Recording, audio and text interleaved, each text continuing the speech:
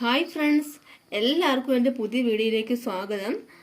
നമ്മളിന്ന് തയ്യാറാക്കാൻ പോകുന്നത് കക്ക ഇറച്ചി ഉലർത്തിയതാണ്. അപ്പോൾ നമുക്കത് എങ്ങനെയാണ് തയ്യാറാക്കുന്നത് നോക്കാം.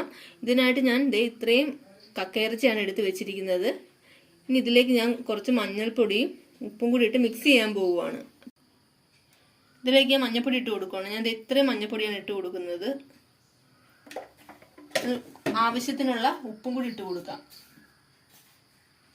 ഉപ്പും കൂടി ഇട്ട് കൊടുക്കുവാണ്. ഇത് നന്നായിട്ടൊന്ന് മിക്സ് ചെയ്യണം.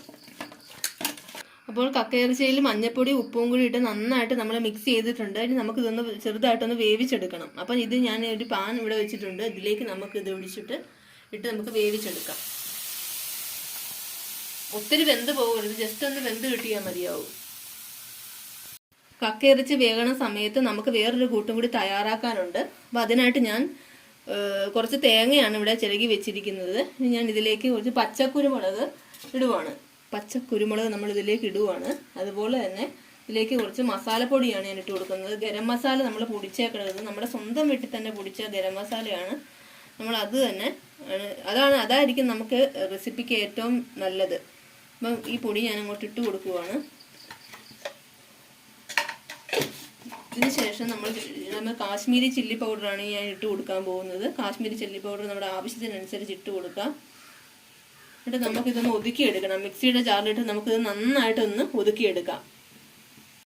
അപ്പോൾ കക്കയിറച്ചി വെന്തത് നമ്മൾ മാറ്റി വെച്ചിട്ടുണ്ട്. ഞാൻ അപ്പുറത്ത് അടുപ്പിൽ ഞാൻ ഒരു പാൻ വെച്ചിട്ടുണ്ട്. ഇനി ഇതിലേക്കാണ് നമ്മൾ അല്പം എണ്ണ ഒഴിച്ചു കൊടുക്കാൻ പോവുകയാണ്. എണ്ണ ഒഴിച്ചു കൊടുക്കാം.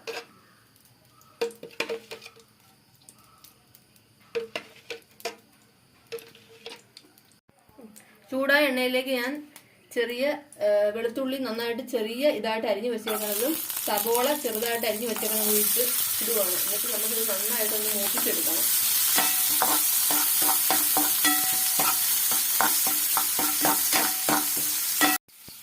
അപ്പോൾ നമ്മുടെ സബോള നന്നായിട്ട് മൂത്ത് വന്നിട്ടുണ്ട്. ഇതിലേക്ക് ഞാൻ ഒരു കറിവേപ്പില ഇടുവാണ്. എന്നിട്ട് ഇതിലേക്ക് നമ്മൾ ഒഴിച്ച് വെച്ചേക്കണതും കൂടി ഇടുവാണ്. ഇതും കിടന്ന് നന്നായിട്ട് മൂക്കണം.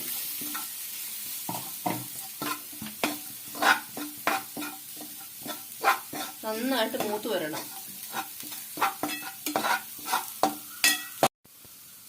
അപ്പൊ നമ്മുടെ തേങ്ങയും ബാക്കിയുള്ള കൂട്ടുകളെല്ലാം മൂത്ത് വന്നിട്ടുണ്ട്. ഇതിലേക്ക് ഞാൻ ഒരു നുള്ള് മല്ലിപ്പൊടിയും കൂടി ഇട്ട് കൊടുക്കുവാണ്.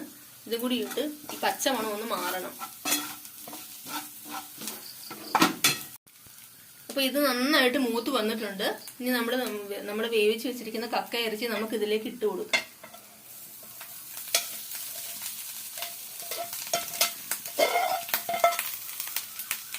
നമുക്ക് നന്നായിട്ട് ഇതൊന്ന് മിക്സ് ആക്കണം. മിക്സാക്കി നന്നായിട്ട് റോസ്റ്റ് ചെയ്തെടുക്കണം. നമുക്കിത്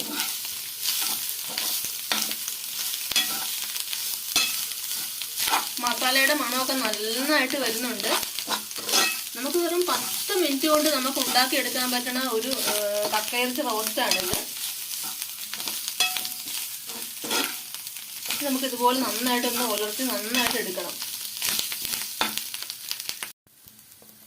അപ്പം നമ്മുടെ കക്കയിറച്ചി റോസ്റ്റ് നന്നായിട്ട് ഉലർന്ന് നന്നായിട്ട് വന്നിട്ടുണ്ട്. നമുക്ക് ഇത് ഓഫ് ചെയ്യാറായിട്ടുണ്ട്. അപ്പം നിങ്ങൾ ഇത് തീർച്ചയായിട്ടും ട്രൈ ചെയ്ത് നോക്കണം. എൻ്റെ വീഡിയോ ഇഷ്ടമായെങ്കിൽ നിങ്ങൾ ലൈക്ക് ചെയ്യാനും ഷെയർ ചെയ്യാനും മറക്കരുത്. ഇനിയും ഇതുപോലെയുള്ള വീഡിയോകൾക്കായി നിങ്ങൾ എൻ്റെ ചാനൽ സബ്സ്ക്രൈബ് ചെയ്യുക. അതുപോലെ തന്നെ തൊട്ടടുത്തുള്ള ആ ബെല്ലൈക്കൺ കൂടി ഒന്ന് ക്ലിക്ക് ചെയ്യുക. താങ്ക്